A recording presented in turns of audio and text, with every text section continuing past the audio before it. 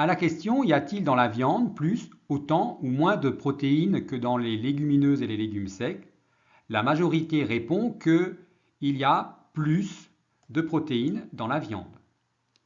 La moitié des répondants déclarent que la qualité nutritionnelle des protéines animales est meilleure que celle des protéines végétales. Ils n'ont pas vraiment tort sur le plan de la composition en acides aminés essentiels, c'est vrai. Mais vis-à-vis des graisses saturées, du cholestérol, on est moins bien qu'avec les protéines végétales. Vous voyez bien qu'ici, il faut entrer dans un niveau de connaissance important pour faire la part des choses. Enfin, 2 personnes sur 3 déclarent que les protéines animales ont un meilleur goût que les protéines végétales. En effet, si vous aimez le steak de bœuf, un substitut de viande au soja ne vous tentera guère. Je vais vous présenter ici les représentations, images et croyances de quelques personnes vivant en France sur les protéines végétales. La méthodologie utilisée est celle du groupe Focus, qui consiste à réunir 6 à 7 personnes pour discuter d'une question donnée. Ici, nous avons la compilation de 4 groupes, soit 28 personnes. Ces personnes ont été interrogées sur la notion de protéines végétales et non pas sur ce qu'elles pensaient d'un aliment riche en protéines végétales. Voici quelques extraits d'éléments de conversation. Que se disent-ils? Eh bien, tout d'abord que les protéines végétales, c'est le tofu, c'est le steak de soja. Et qu'ils les mettent sur le même plan que les légumes en général. On trouve aussi quelques notions relatives à la différenciation entre protéines animales et protéines végétales. Ainsi, les protéines animales, elles contiennent vraiment des éléments essentiels pour le corps. Enfin, les protéines végétales, c'est pour les végétariens. On constate ici que ce groupe a manifestement besoin d'informations sur les protéines végétales pour pouvoir éventuellement en consommer plus. Nous avons vu que les connaissances sur les protéines végétales pour la majorité des consommateurs est partielle et l'image de la protéine animale est toujours supérieure à celle de la protéine végétale. Un autre frein important sur la possibilité de consommer plus de protéines végétales est le goût. Les mêmes groupes Focus ont également évoqué les questions de nature organoleptique, c'est-à-dire le goût et l'odeur en lien avec les protéines végétales. Les déclarations mettent clairement en relief la question liée à la texture, ici de produits au soja. On a ici le fait que le steak manque de texture, le steak de soja manque de texture, qu'on n'a pas le côté saignant dû à la viande, par exemple. Enfin, le goût des yaourts au soja est déclaré comme ignoble, ou alors qu'il faudrait rajouter du sucre et de l'arôme pour enlever ce goût de légumineuse. Cette dernière déclaration met l'accent sur le pôle santé. C'est intéressant, mais au niveau plaisir, ce n'est pas génial. Pour ce groupe de consommateurs, donc, la texture et le goût des produits à base de protéines végétales sont donc une cause de leur non-acceptabilité. Quatrième point pour évoquer les freins à la consommation des protéines végétales est le poids des habitudes alimentaires. Cette étude présente les différences de représentation sur le soja entre des consommateurs habitués à ce produit dans leur environnement alimentaire, ici des Vietnamiens, et des consommateurs non ou beaucoup moins habitués aux produits de soja.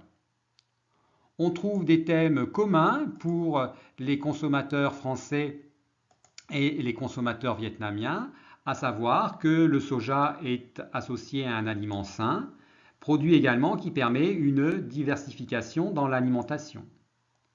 Pour le français, le soja, c'est la cuisine asiatique, c'est aussi un effet de mode et c'est lié aux produits bio. Mais il est en lien associé au plaisir. En ce qui concerne le consommateur vietnamien, il déclare que c'est un produit essentiel pour la cuisine vietnamienne. Il est aussi lié à la culture bouddhiste qui est associée à des produits végétariens. C'est aussi la mémoire, l'émotion et le plaisir. On entrevoit ici que les attentes des consommateurs vis-à-vis des nouveaux produits à base de protéines végétales seront différents en fonction des habitudes alimentaires acquises et influence de l'environnement culturel. Dernière déclaration des groupes Focus que j'évoque avec vous depuis tout à l'heure sur les protéines végétales. Donc, les protéines végétales sont associées à des questions de régime ou de nutrition. Impératif religieux avec nécessité de jeûne. Ici, protéines végétales en lien avec des restrictions alimentaires. Un mode de vie plus sain avec les protéines végétales.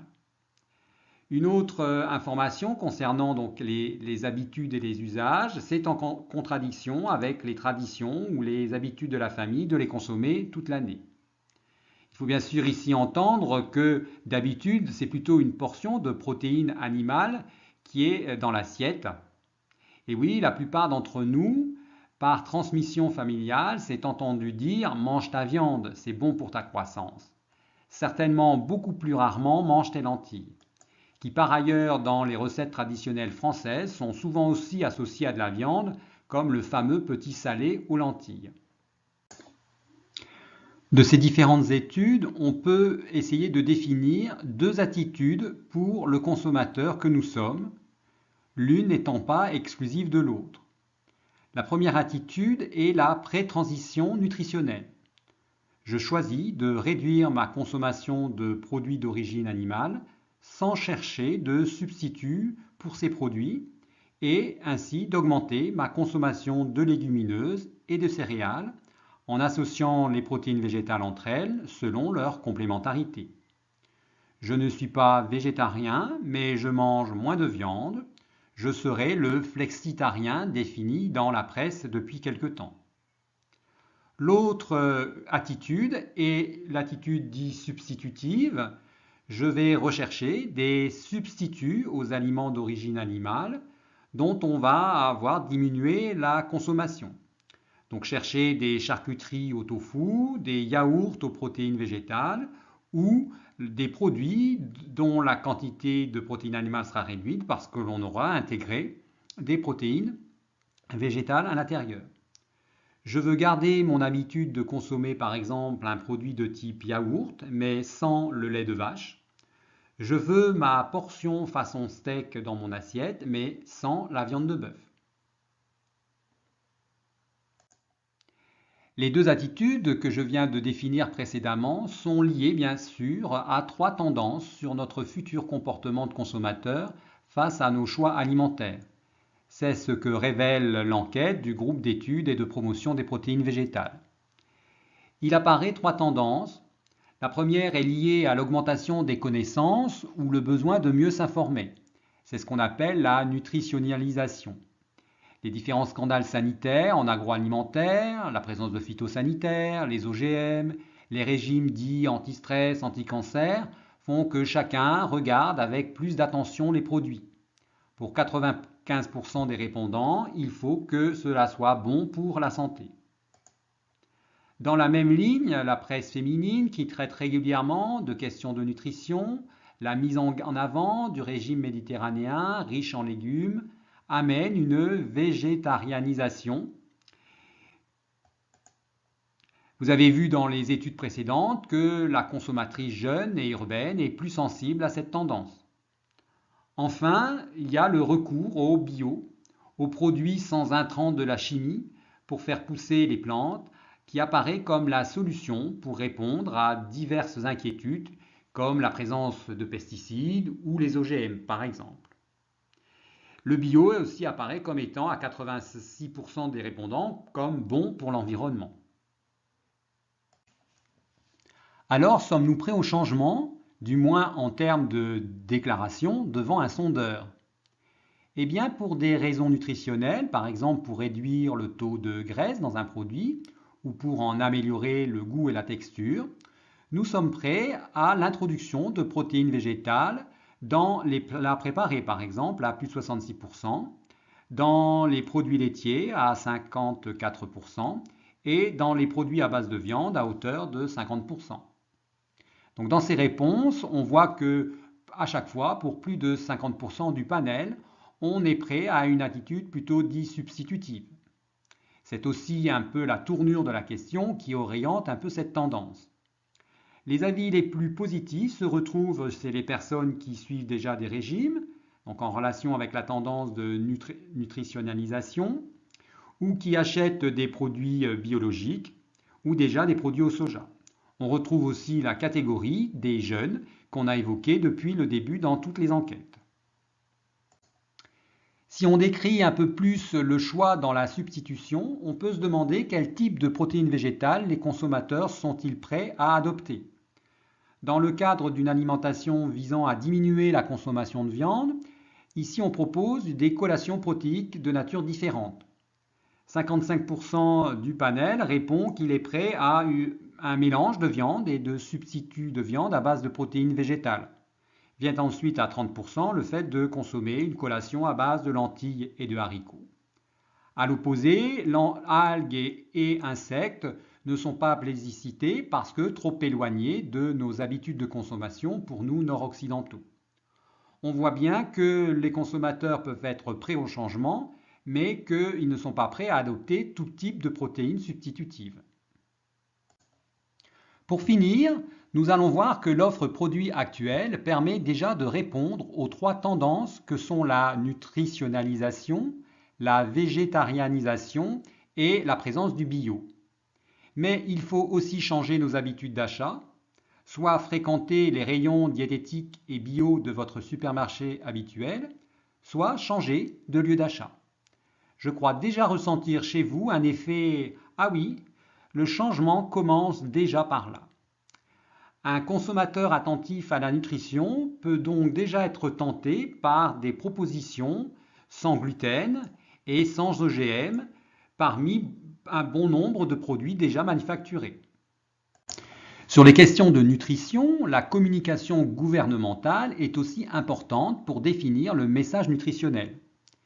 Il est assez amusant, et ici je mets des guillemets, de voir comment les légumineuses et les légumes secs sont placés dans la pyramide alimentaire ou l'assiette idéale selon les pays. Le Canada indique clairement que 75 g de viande est un équivalent de 3/4 de cup, soit 150 g de légumes secs. Pour l'assiette américaine, moins riche, seulement 57 g de viande et un équivalent de 1/2 cup, soit 50 g de légumes secs. Idem pour les Australiens qui proposent 65 g de viande et l'équivalent en 150 g de légumes secs.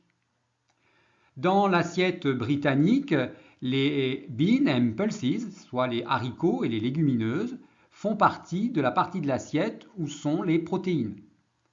Un message incite à leur consommation avec Eat more beans and pulses et la fin du message est Eat less red meat and processed meat. Donc, manger moins de viande rouge et moins de viande manufacturée. Pour la France, les légumes secs sont associés aux féculents, donc aux sucres lents et pas aux protéines. Le PNNS propose de consommer, lui, 1 à 2 fois des produits d'origine animale par jour, et l'alternative est le poisson. De fait, le positionnement des légumineuses dans notre assiette en France n'incite pas à les voir comme une alternative intéressante aux protéines animales. L'offre de l'agroalimentaire pour les consommateurs végétariens est déjà assez large. Si votre curiosité de consommateur plutôt carnivore vous conduit vers les rayons, je devrais dire plutôt le rayon diététique ou végétarien de votre supermarché, vous trouverez déjà toute une offre de produits avec bien sûr une forte présence de soja dans ces produits riches en protéines alimentaires. Mais cela indique qu'il existe donc un champ encore vierge pour l'innovation avec d'autres protéines issues d'autres graines que pourraient être le pois et la févrole par exemple. Pour finir avec la troisième tendance évoquée précédemment, on a la tendance bio qui s'installe et le lien entre production bio et la production végétale est ici très évident. Ici aussi, les gammes de produits, certes plus limitées par rapport aux produits dits conventionnels, existent. On peut trouver des produits au soja bio et qui sont également de fait certifiés non OGM.